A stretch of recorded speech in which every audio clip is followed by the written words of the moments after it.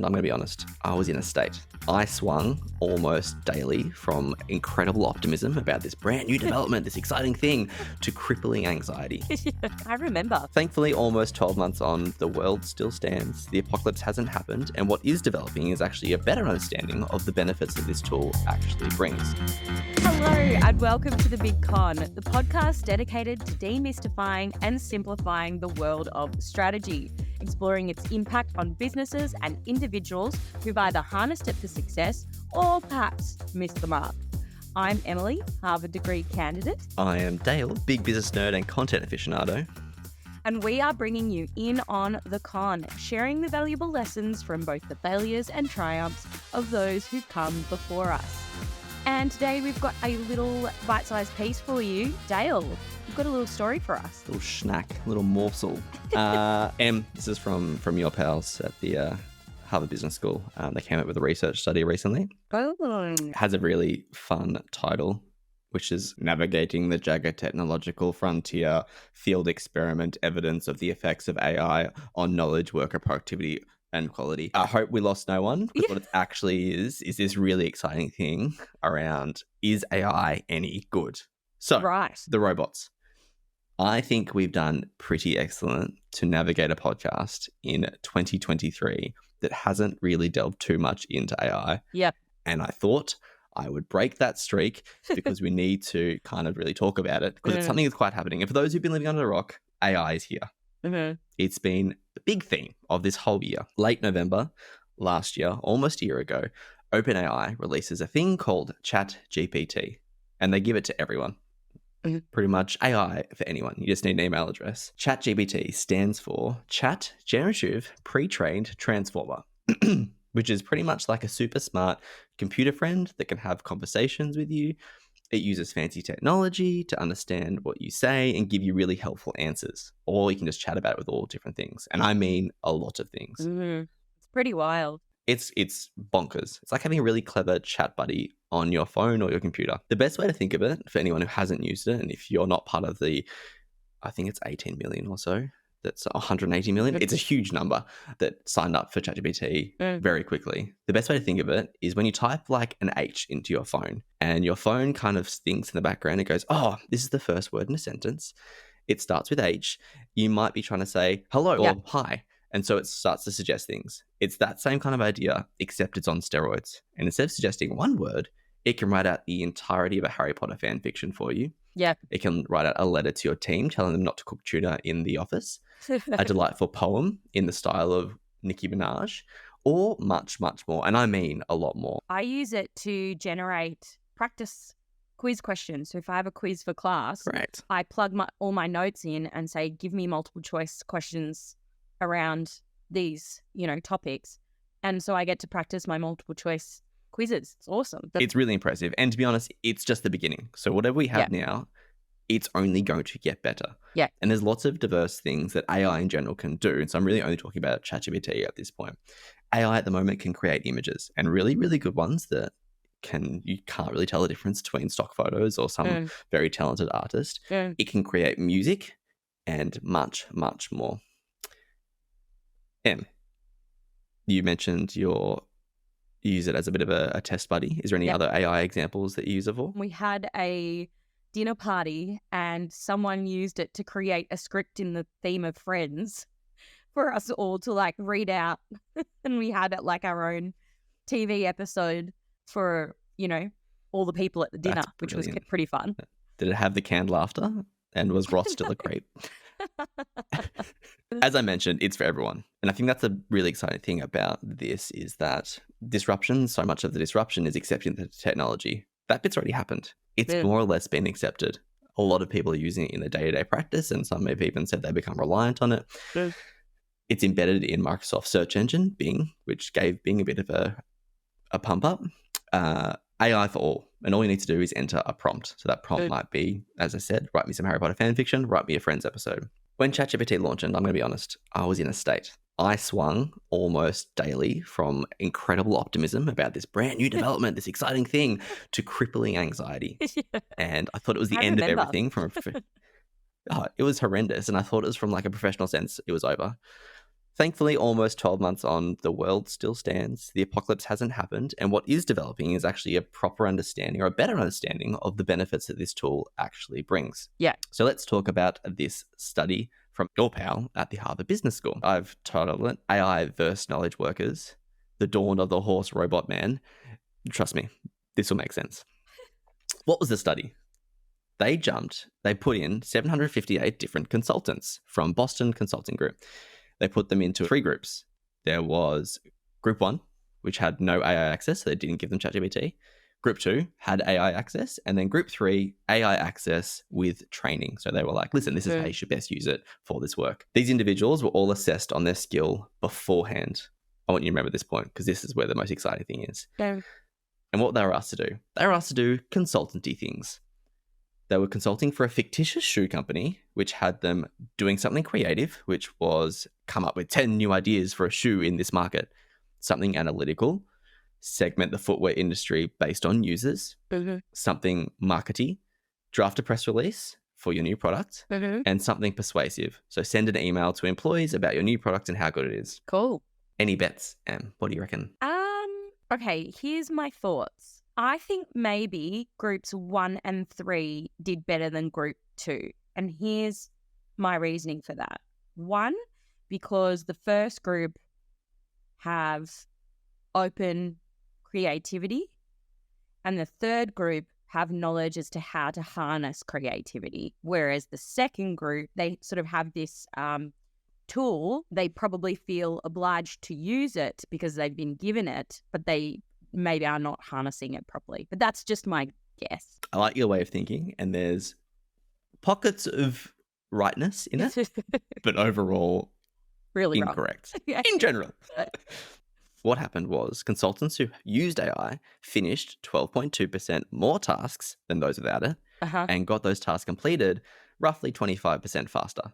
Okay, amazing. And there was actually minimal change between those who had the training and those without, which I think is really interesting. And for me, that kind of points towards the fact that the barrier to entry is quite low. And if you have a command of the English language, or actually any language, to be honest, because it is multilingual, you can work out how to very quickly what you might need to be able to get from it. Fascinating. Fun fact, what I enjoyed, they used an AI grader as well. So even through this study, they outsourced some of the work. But the really cool thing is, remember that skill assessment I mentioned? Well, those who are on the lower end actually got a massive skill upgrade. So those who are a little bit not great at their job were all that's got a huge bump, which something is really good at. It's being a skill leveler, particularly in this kind of knowledge workspace. Everyone got a boost. But for those who scored worse in their skill area, they got a 43% increase, which is pretty incredible versus the top end. So the ones who are relatively skilled only got 17%. Still good. They're still getting excellent. Think of it like giving a man who is pretty skilled at digging with his hands. Giving him an excavator, he's going to know how to use the excavator and he's going to get that bump up. But the person who doesn't know anything about digging is going to get even better of a bump up because he's got that excavator. That makes I just sense. tried to find different examples than a steam-powered shovel, which was the one that came through. But effectively, that's what they're comparing it to. It's giving people a tool to be able to support them. Now, in the original title that I mentioned at the start, in that very droll tone, there was something called the jagged frontier.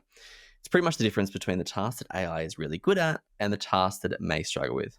ChatGPT, in its current state, is notoriously bad at math. It can be easily gaslit into thinking 1 + 1 does not equal 2.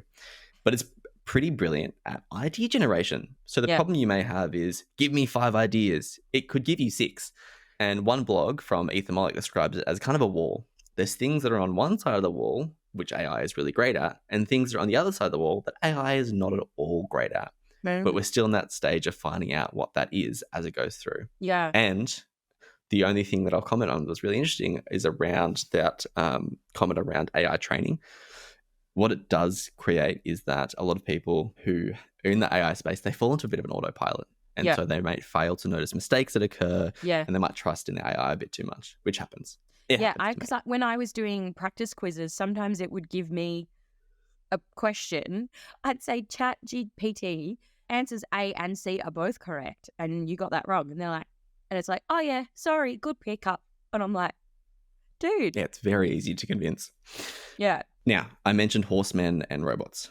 This is why. A really interesting framework or model to consider in this is that through this test came through something called cyborgs and centaurs. And this is my takeaway I'm taking from this whole study. And it's a behavior that was interested in how people use this. First, we're going to do a bit of myth. Everyone at home listening knows what a centaur is. It's a half man, half horse. Horse on the bottom, man up top. Cyborg is a human infused with robot parts. Bear with me. The centaurs, a conscious and strategic division of labor. They would operate with a well thought out division, smoothly shifting between what the AI would do and the human tasks, and assigning responsibilities according to the strengths of each component. And then there was the cyborgs, who are a little bit more fluid in how they would approach, a bit of a blend between the AI and human. Not so much delegating tasks, but more intertwining. It's a bit more, hey, can you start this sentence for me? What do you think of this idea? How could I make this funnier, smarter, etc., etc.? Versus those centaurs who would go, this is the task I want you to complete. Here's the instructions, extra. And let's take a deep breath, take a break. I know your mind's blown.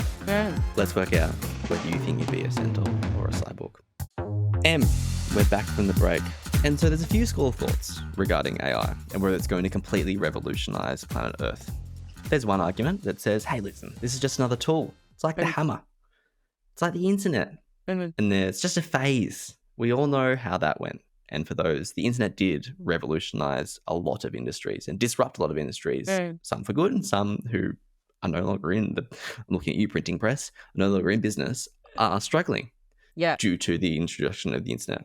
And I think that AI and inventions like ChatGPT will do something similar. Yeah. I think it's the biggest disruption that we've seen, particularly in one of our lifetimes. I think I was a baby when the internet came on board. So this is where I'm kind of thinking. Yep. Thoughts? Yeah, well, I think one of the biggest things that's going to come from this is like an astronomical increase in efficiency, which has its swings and roundabouts because like over the Industrial Revolution, we've increased efficiency 1 million times over.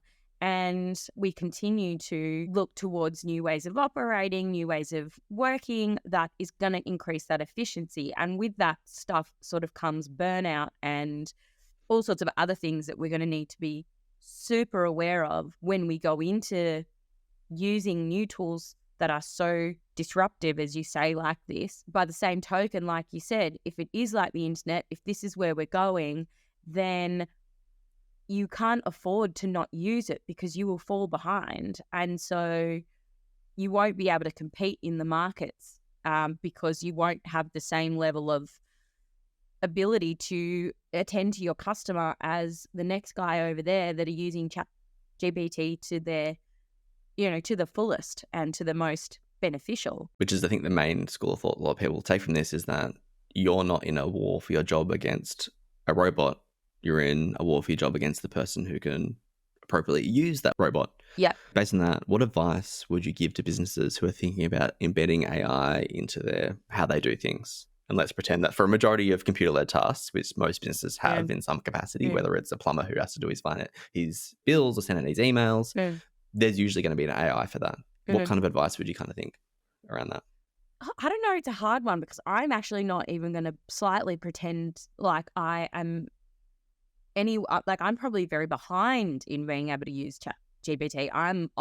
You're usually the one dragging me along by the ear with all the new things that come out. Whether you like it or not. Yeah, exactly. So it's hard for me to come up with some advice. But what I will say is I think having someone like you on the team who is extremely interested, like if that was my weakness, which I would say that it is, I would want someone around who it isn't and who is genuinely has a thirst for understanding it. And maybe you want to find someone who might find that interesting, applying your business to this new technology. You want to find yourself a Centaur or a Cyborg or whatever it is might really, really help you embrace it. It would have been the same thing with the internet. Everyone's got to learn how to use it. Everyone has to interact with it in some way.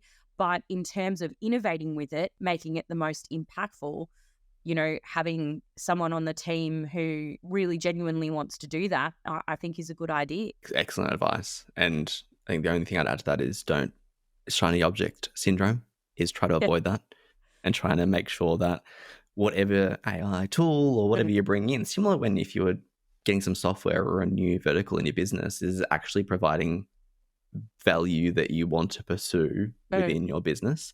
I think the study highlighted a really important strategic division of labor. So things that AI should do and things that humans should do. Yeah. Or can do. And I think that's probably a good one to consider, particularly your comment around something that someone is weak at or where you might not have a strength in your business currently. It may not be going to seek and putting up a job ad. It may be going, ooh, is there an AI for that? And I'm not the one to go, let's get rid of all humans first. Thoughts on the division of labor between what AI could do and what a human could do? Yeah, I mean, I think that looking at it from a division of labor perspective, if nothing else, might help with job security because there will be a panic in terms of people being out of jobs because all of a sudden the AI can do what their job did. So if we do look at it more like there's a division of labor, so the AI automates things so that we can then focus on things that the AI absolutely cannot see coming, because we are going to, the way that it stands, we can't just say, hey, ChatGPT, put together a strategy for my business. It cannot do that right now because it can, but it'll be shit. Like it won't be good. And it goes back to what you said in a previous episode around models and case studies. It's going to be trained on models and case studies. And the main point for that we understood was the infinite variables that it's not going to be aware of. And sure, it may get better at understanding some of those infinite variables. But the very definition of infinite variables is that there is infinite of them. Yes. And so it might take a human to go, ChatGPT, this strategy is great, but you haven't considered X, Y, Z factors and what happens if this goes ahead and like blah, blah, blah. So I remember us trying to use it as well to write like a summary of what our podcast is about. And you were like, look at this, it's written a summary. I was like, but that's not what the podcast is about. So it had done this really flashy, amazing job, but it actually hadn't sort of really grasped what we were trying to do. So there's still so many things that need to be ironed out with it. However, that's not to undersell the extreme value of this this technology. So yeah, so the iron is coming. People are ironing daily, and there is more evolution beyond what OpenAI is doing in that space. So yes, we're at the ground level. Yeah. So, but yeah, I think it's interesting to everyone should be keeping their eye on it. That's for sure. 100%. And right now, I'm in a more optimistic space, but ask me tomorrow how we might feel. Well, listeners, there you have it. You now understand a little bit more of the con, and we hope that you have discovered whether you are a Centaur or a Cyborg. If you haven't already, please subscribe to the Big Con podcast. It not only supports us, but means you will get all the latest episodes straight to your device. Not keep all the fun to yourself either. Share the con around. Your mother, your aunt, your best friend's brother. Tell them to check us out on all their favourite podcast apps. For any further details, head over to our website, thebigconsultingagency.com, and sign up to the mailing list. Bye for now. Thanks, Dale. Thank you. I'm a cyborg, by the way. Definitely. 100%. This podcast was recorded on the lands of the Woiwurrung language group. Always was, always will be Aboriginal land.